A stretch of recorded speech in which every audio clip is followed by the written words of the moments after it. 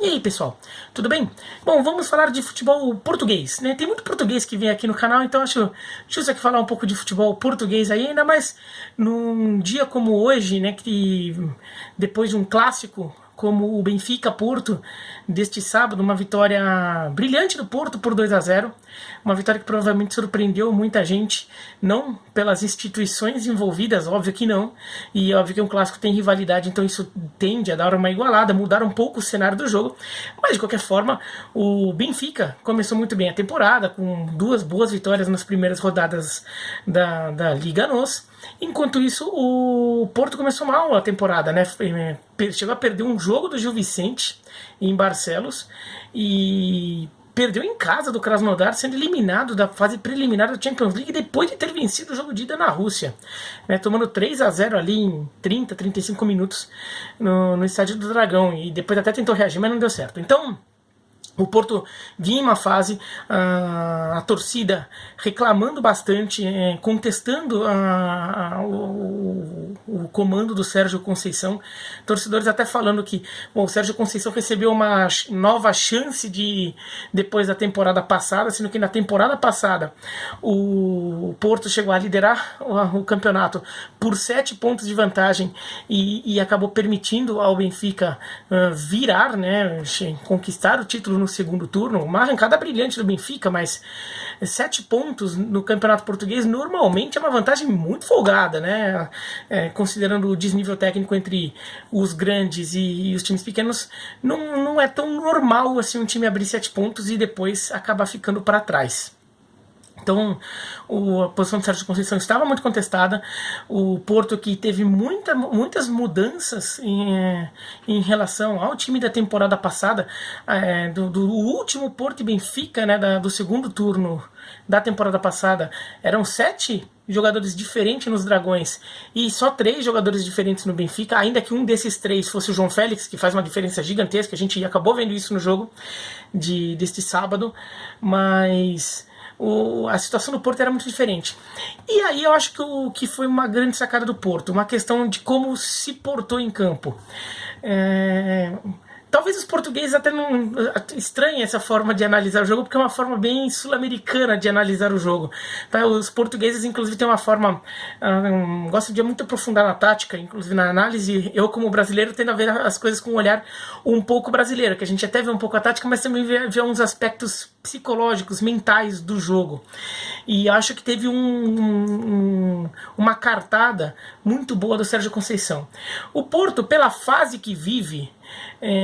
entrando nesse jogo claramente como um time que não era o favorito, eu não vou dizer que era um azarão, uma zebra assim, porque falar que o Porto é um azarão num clássico é meio exagerado, mas não era o time visto como favorito para esse jogo.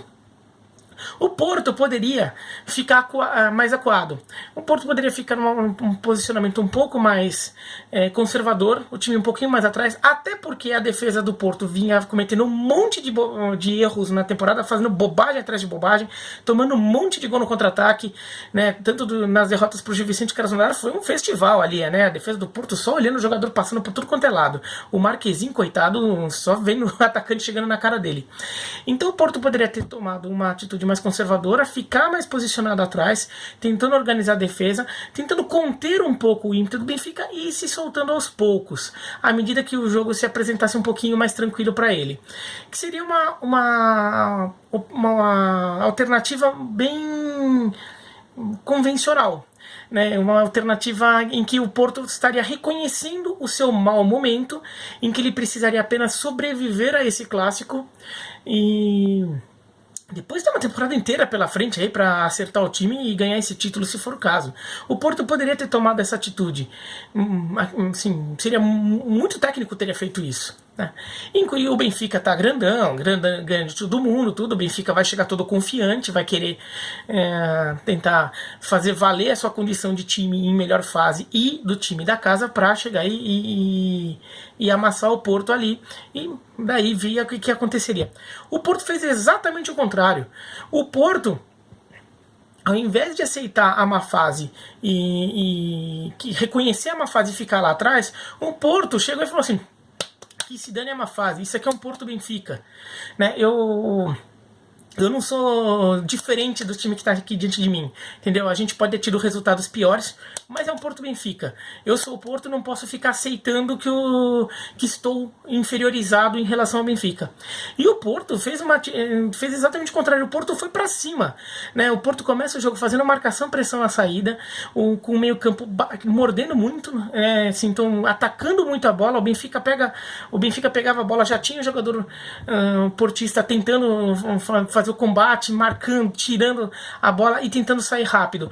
O Porto, nos primeiros 15 minutos, faz uma pressão ali na saída de jogo do Benfica. O Benfica tem muita dificuldade de avançar, de passar do meio de campo. E o Porto, apesar de não ter criado tantas chances assim naqueles minutos iniciais, faz uma pressão e mostra uma postura bem diferente. Um Porto confiante, um Porto que não estava acuado ali, como, nossa, a gente perdeu do Krasnodar, a gente perdeu do Gil Vicente. Não, era um Porto, parecia que estava voando também.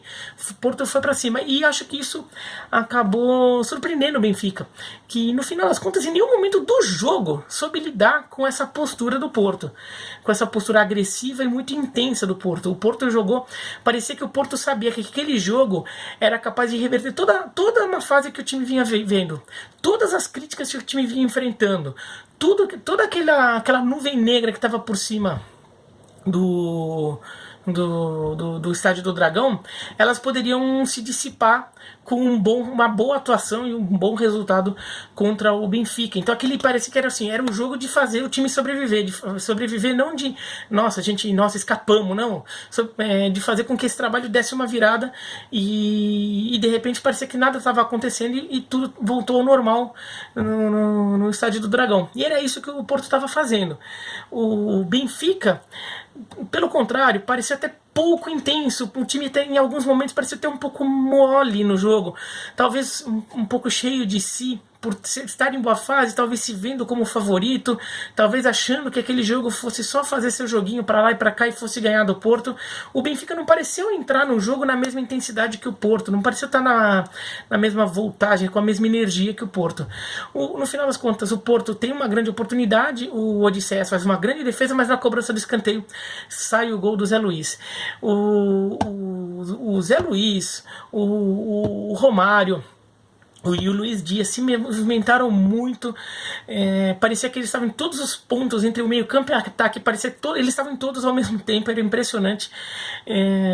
A defesa do Benfica não estava sabendo lidar com isso. O Marega também, que é muito forte fisicamente, a defesa do Benfica não estava conseguindo parar os avanços dele, sobretudo no primeiro tempo, e o Porto foi senhor do jogo. Mesmo depois do gol, o Porto continuou muito mais intenso. Claro que ele já não teve mais aquela postura de marcação de saída de bola, porque não ia aguentar, né? Questão física mesmo, nenhum time aguenta ficar o jogo inteiro marcando saída de bola. Mas o Porto recua um pouco, fica um pouco mais atrás, mas continua mordendo muito, marcando muito forte no meio de campo, não deixando o Benfica tocar a bola, o Benfica condicionar o jogo ao seu prazer ali, fazendo o jogo do jeito que ele queria. O Porto e saindo muito rápido, aproveitando a velocidade do Marega, a velocidade e porte físico do Marega, para um tanque ali, ninguém consegue, ele pega a bola, sai correndo, ninguém consegue trombar com ele e não para. O Zé Luiz também indo com muita velocidade, e o Dias até mais no segundo tempo que no primeiro, mas também fazendo muito isso. E o Porto criando chance no contra-ataque, assim, levando muito mais perigo. No final das contas, o Marquezinho não fez nenhuma grande defesa no jogo inteiro. Acho que o Benfica teve 2 grandes ataques com o Seferovic, um que ele recebe de frente pro gol, chuta para fora, assim, um lance que é vendo daqui da TV do Brasil. Não deu para saber se o juiz deu impedimento ou não, tá? Mas ele recebe adiantado, talvez impedido, chuta para fora. E não sei se o juiz deu tiro de meta mesmo ou se deu impedimento.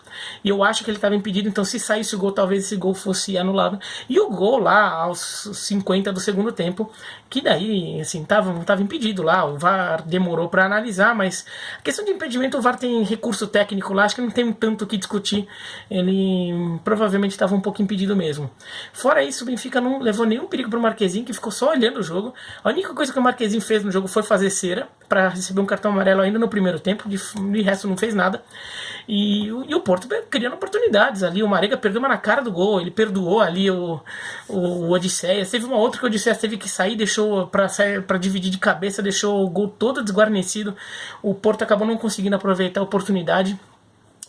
No final sai o segundo gol, e um segundo gol muito importante, porque com 2-0, lembrando que o critério de desempate da Liga NOS é confronto direto, né? Então, numa possibilidade de os dois times se empatarem ao final do campeonato, o Porto vai ter uma vitória por 2-0 na casa do Benfica. Então o Benfica, para recuperar uma vantagem no eventual empate em pontos com o Porto, tem que ganhar por 2 gols de diferença na cidade do Porto, eventualmente por 3-1 ali para vencer nos gols fora de casa, ou 2-0 para mandar para outro critério esse desempate. Mas uma vitória importante aí, e no Campeonato Português essa questão do confronto direto acaba sendo muito comum, né? Acaba condicionando muito a disputa na reta final do campeonato, quando sempre é muito equilíbrio ali entre os times, sobretudo o Porto, Benfica, às vezes o Sporting também. Então, foi um resultado muito importante numa partida gigante do Porto. Assim, o Porto dominou o jogo do começo ao fim.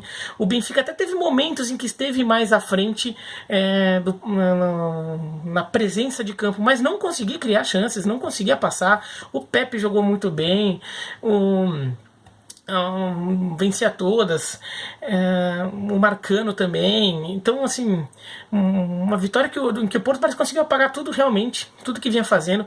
A defesa, que estava uma peneira, tomando um monte de gol de contra-ataque, conseguiu ter uma proteção de meio de campo que não desse refresco para o adversário armar esse contra-ataque, sobretudo naquele começo de jogo, né? Quando o Porto adiantou a marcação, era um risco, né? O Porto está marcando lá na frente, se o meio de campo, quando o Benfica pegasse a bola, o meio de campo do Porto desse uma cochilada, talvez desse os espaços que o Gil Vicente e o Krasnodar tiveram e o Benfica poderia ter para sair rápido no contra-ataque, sobretudo com o Rafa Silva ali, que é um jogador criativo e rápido, podendo iniciar as jogadas. Mas isso não aconteceu, né? O Porto estava marcando na saída, mas no meio de campo, quando o Benfica chegava lá, o meio de campo também sufocava e não fazia com que o Benfica tivesse uma saída de qualidade para explorar um contra-ataque. Daí sai o gol do Porto, tudo, e daí já condiciona todo o jogo. Então, uma vitória gigante do Porto. O Benfica precisa estudar muito o que aconteceu, entender um pouco o que aconteceu, perceber que mas eu acho que, como os dois times ainda são times em formação, que perderam muitos jogadores em relação à temporada passada, os dois times ainda têm muito a evoluir. A partida do Porto foi brilhante, mas assim, a gente não pode ignorar que um time que vinha apresentando problemas e de repente pode ter problemas de novo, né? Então tem que ir com cuidado. E o Benfica, deixando claro que aquele início de temporada empolgante no Campeonato Português pode também ter sido um pouco exagerado ali, né? Não se pode se deixar iludir tanto. O Benfica tem Champions League para jogar, por exemplo, então de repente identificou problemas ali que o Porto expôs. E são questões aí que o Bruno Lage vai ter que trabalhar aí pro resto da temporada. Em relação ao impacto disso no Campeonato Português, tem a questão dos pontos, de recolocar o Porto na briga, porque se o Benfica vence, o Benfica já abre 6 pontos em 3 rodadas. Claro que dá tempo de recuperar, tem muito tempo, mas já criaria uma distância muito grande em pouco tempo, né? E poderia até passar uma impressão de que realmente o Benfica está num momento muito superior ao Porto, mas Porto volta à briga com essa vitória e ainda tem essa possível vantagem no confronto direto, considerando o resto do campeonato. Mesmo que o Benfica vença na cidade do Porto, teria que fazer 2 gols de diferença. Agora, tem tempo de sobra para os dois times. Os dois times ainda vão evoluir muito, então a gente ainda vai descobrir o que vai acontecer com essas duas equipes ao longo do campeonato. E vamos ver de que forma o Sporting entra nessa briga, porque com o Benfica tendo uma derrota para o Porto e o Porto tendo uma derrota para o Gil Vicente, o Sporting pode momentaneamente ficar na liderança. Claro, tem o Famalicão, que também está com 2 vitórias. Se o Famalicão vencer o Vitória de Guimarães, o Famalicão vira líder isolado. Mas o jogo em Guimarães, então assim, não é tão simples assim, né? E o Sporting tem um jogo com o Portimonense. O Portimonense e o Sporting tem 4, quem ganhar vai para 7 e passa Porto e passa Benfica. Então vamos ver como se desenrola nessas primeiras rodadas. Vamos ver se o Sporting consegue também acompanhar a corrida de Porto e Benfica. Não tem sido tão comum assim, aconteceu só naquela temporada do Jorge Jesus. O time acabou não ganhando, mas fez uma boa campanha. Mas vamos ver o que reserva aí o Campeonato Português. Esse clássico foi muito legal, ali como um aquecimento, um clássico bem prematuro na tabela, mas foi muito legal e mostrou aí que essa aqui uma hegemonia benfiquista que já tinha gente até falando nisso, né? Já vi torcedor do Porto depois da eliminação pro Krasnodar falando não, porque já pode dar o bicampeonato pro Benfica, sei lá o que, quer dizer, torcedor corneta tem no mundo inteiro, né? Mostra que na verdade tá tudo bastante aberto, tá bom? É isso, então, gostou do vídeo, se inscreva no canal, clica no sininho, dá o joinha, não gostou, dá o dedinho pra baixo também, não tem problema, tá? E fale aqui embaixo o que vocês acharam do jogo, sobretudo se vocês forem portugueses, e quais foram as visões de vocês desse clássico, tá bom? Um abraço e até mais.